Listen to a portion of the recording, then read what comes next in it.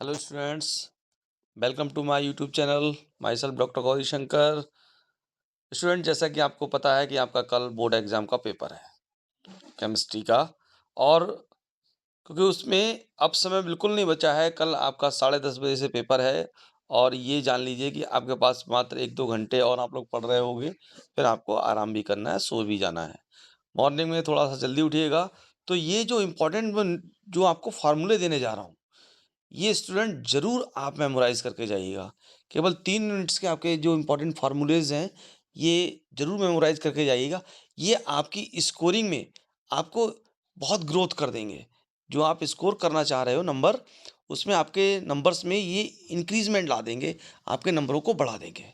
तो स्टूडेंट, इनको मिस मत करिएगा और इनको ज़रूर पढ़ के जाइएगा। ये बहुत ही इम्पोर्टेंट आपके फ़ॉर्मूले हैं और इन फ़ॉर्मूलों को मिस बिल्कुल मत करिएगा। और एक बात याद रखिएगा, ये वीडियो को एंड तक देखिएगा। और एंड तक आपको मात्र बहुत छोटी वीडियो है और कुछ ही मिनट में कंप्लीट हो जाएगी। लेकिन स्टूडेंट, इनको मिस मत करिएगा। ये आपके न्यूमेरिकल्स को सॉल्व करने में, जो कल न्यूमेरिकल्स आपके एग्जाम में आने वाले हैं, उन न्यूमेरिकल्स को सॉल्व करने में बड़े फ्रूटफुल रहेंगे, बड़े यूजफुल रहेंगे, first of all. Second thing, ये MCQ टाइप जो क्वेश्चंस आते हैं, उनमें भी ये फार्मूले आपसे पूछे जा सकते हैं। इसलिए इन फार्मूलों को मिस मत करना, ये बड़े ही इंपॉर्टेंट हैं, मोस्ट इंपॉर्टेंट फार्मूलेज हैं। जैसा कि हमारा टारगेट बोर्ड एग्जाम 2026 चल रहा है, अब बिल्कुल एंड की ओर है, हमारा मिशन कंप्लीट हो चुका है। आज यहाँ पे केवल ये जो न्यूमेरिकल्स को सॉल्व करने के लिए जो फार्मूलेज हैं, जो फार्मूले हैं, वो मैं आपको यहाँ दे रहा हूँ। इनको मिस मत करिएगा और ये जल्द 100% रिवाइज करके जाइए। चलिए, पहला फार्मूला, जैसे molarity. Molarity equal to, molarity को हम कैपिटल M से रिप्रेजेंट करते हैं। मोलैरिटी इक्वल टू होता है moles upon volume, volume in litre. तो मोल्स कैलकुलेट करने के, जैसे आपको पता है, मोल्स कैसे कैलकुलेट करते हैं, मास अपॉन मोलर मास। यानी जो आपका सैल्यूट होता है, सैल्यूट का mass upon molar mass of the salute. तो इस तरह से हम मोलैरिटी के मोल्स भी कैलकुलेट कर सकते हैं। Next topic is, next formula is the molality. Molality is represented by small m. Here m कैसे कैलकुलेट करेंगे, n upon W. W means होता है मास और weight of the solvent in KG. जो सॉल्वेंट का मास होता है या वेट होता है, उसको हम केजी में लेते हैं। तो हमारे ये मोलैलिटी कैलकुलेट है। मोल्स कैलकुलेट करने का फार्मूला वही है कि मोल्स इक्वल टू होता है मास अपॉन मोलर मास। इस तरह से हम मोल्स भी कैलकुलेट कर सकते हैं। Next is the mole fraction. Mole fraction is the next formula of the chapter solution. Mole fraction calculate करने का फार्मूला यह है, मोल फ्रैक्शन काई ए। सपोज करिए हमारे पास ए और बी दो कंपोनेंट है सोल्यूशन में, दो कंपोनेंट है एक सोल्यूशन में, ए और बी। सपोज करिए हमने कह दिया A is the solute, B is the solvent. तो हमें सल्यूट के मोल्स कैलकुलेट करने हो तो कैसे करेंगे, तो मोल फ्रैक्शन कैलकुलेट करना हो, सबसे पहला काम होता है मोल फ्रैक्शन कैलकुलेट करने के लिए, सबसे पहले हम सबके सैल्यूट और सॉल्वेंट या जितने भी कंपोनेंट होते हैं सबके मोल्स कैलकुलेट कर लेते हैं। मोल्स कैलकुलेट करने का फार्मूला आपको पता है, कैसे करते हैं, मास अपॉन मोलर मास। इस तरह से मोल्स कैलकुलेट हो जाते हैं। देन हम लोग बात करते हैं मोल फ्रैक्शन की। मोल फ्रैक्शन, जैसे मान लीजिए कोई एक सोल्यूशन है, सपोज करिए एक सोल्यूशन है और उस सोल्यूशन में दो कंपोनेंट हैं ए और B. A is the solute, B is the solvent.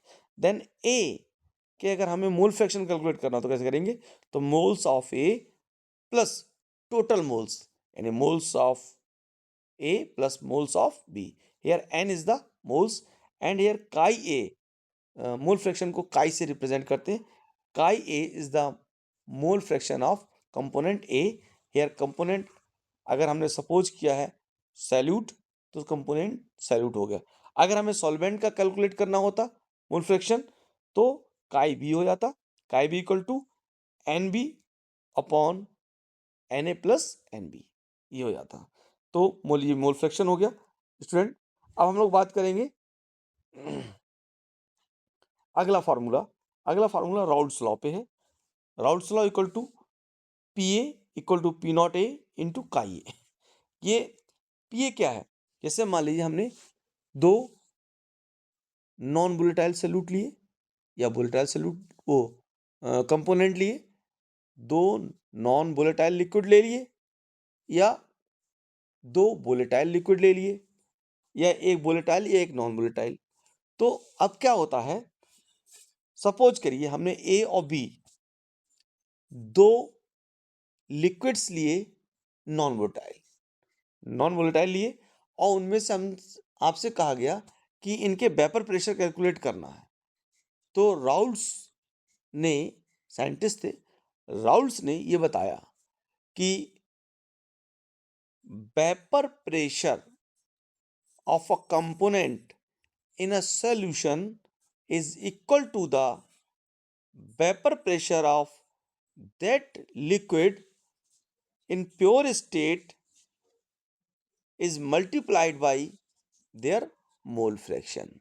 It means क्या है, ये हो गया राउल्स लॉ के लिए formula P A equal to P naught A into chi A.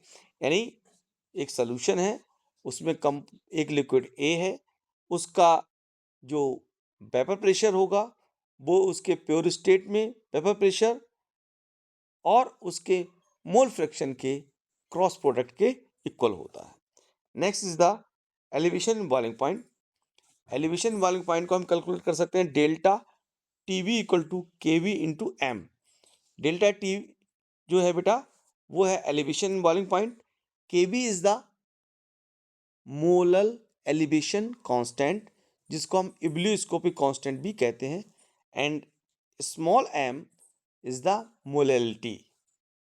Next, depression in freezing point. Depression freezing point क्या होता है, delta T F equal to K F into M. Delta T F क्या है, delta T F is depression in freezing point equal to K F.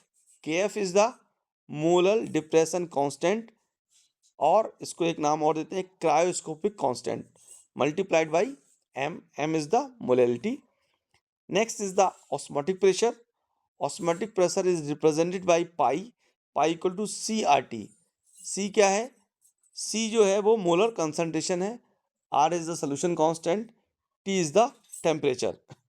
Next is the Nernst equation, E equal to E naught minus 0.059 upon log Q. ये जो E है, E is called electrode potential, E naught is the external electrode potential, N is the number of electron transfer, log Q, Q is the active mass of product upon active mass of the reactant।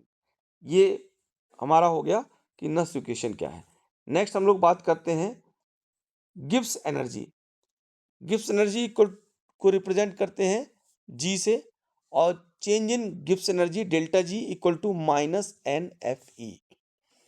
N number of electron transfer, F Faraday constant, E is the electrode potential.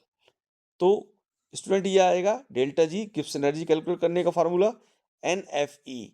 F is the Faraday constant, इसकी बेटा value होती है 96,500 coulomb. इसकी जो value होती है वो 96,500 coulomb होती है। कंडक्टिविटी, कंडक्टिविटी क्या है, kappa equal to 1/r into L upon A. 1/r is, you know very well, r is the resistance, l is the length of wire, and a is the area of cross section. Molar conductivity, lambda m equal to kappa into 1000 upon c। kappa, do you know very well, kappa is called conductivity जैसे कि हमने ऊपर पढ़ा है, and divide by c। c is the molar concentration of the electrolytic solution। Rate, rate कैसे calculate करते हैं किसी भी रिएक्शन की, रेट कैलकुलेट करने का फार्मूला आपको पता ही है बेटा, के इक्वल टू ए की पावर एक्स, बी की पावर वाई। यानी A is the active mass of A की power X, B active mass की पावर वाई। इस तरह से हम रेट कैलकुलेट कर सकते हैं। नेक्स्ट हमारी स्लाइड है स्टूडेंट्स कि अगर हमें integrated rate constant first order के लिए कैलकुलेट करना हो तो कैसे करेंगे? k equal to 2.303 t log a naught upon a। इसको वैसे लिख सकते हैं a नॉट अपॉन a, या एक इसका फॉर्मूला बन सकता है कि k equal to 2.303 upon t log a upon a minus x भी कर सकते हैं। यानी जो a है, a नॉट जो लिखा हुआ है, this is the initial concentration of the reactant, and k active mass of a is the final concentration of the product, यानी a upon a minus x, इस तरह से कर सकते हैं। हाफ लाइफ, हाफ लाइफ बेटा जानते हैं आप हाफ लाइफ क्या होता है? कि कोई भी रिएक्टेंट जितने टाइम में अपनी इनिशियल कंसंट्रेशन का हाफ रह जाता है उसे हम हाफ लाइफ पीरियड कहते हैं। हाफ लाइफ पीरियड और integrated rate constant for first order दोनों में आपस में क्या रिलेशन है वो बेटा एक फार्मूले के द्वारा रिप्रेजेंट किया जा सकता है। वो है t half equal to 0.693 upon k. तो इस तरह से बेटा टी हाफ भी कैलकुलेट कर सकते हैं। किसी भी रेक्टेंट की टी हाफ कैसे कैलकुलेट की जा सकती है, वो फार्मूला है 0.693 अपॉन के। Next, magnetic movement. Magnetic movement is represented by mu. It's formula is n plus 2 under root n plus 2. n is the number of unpaired electrons. bm क्या है? What is the bm? bm is the unit of magnetic moment. This is called Bohr magnetons. And last one is the EAN. This is called effective atomic number. This is the formula related to the coordination compound. Coordination compound जो होते हैं उनके हम effective atomic number को कैसे calculate कर सकते हैं। तो effective atomic number equal to Z minus oxidation state plus 2 into ligands. तो स्टूडेंट्स, मैंने आपको इतने मोस्ट इंपॉर्टेंट फार्मूलेज दिए हैं। इन फार्मूलाज को आप जरूर मेमोराइज करके जाइएगा। ये आपके केमिस्ट्री के पेपर में स्कोरिंग में आपके 4 चांद लगा देंगे, ये जान लीजिए।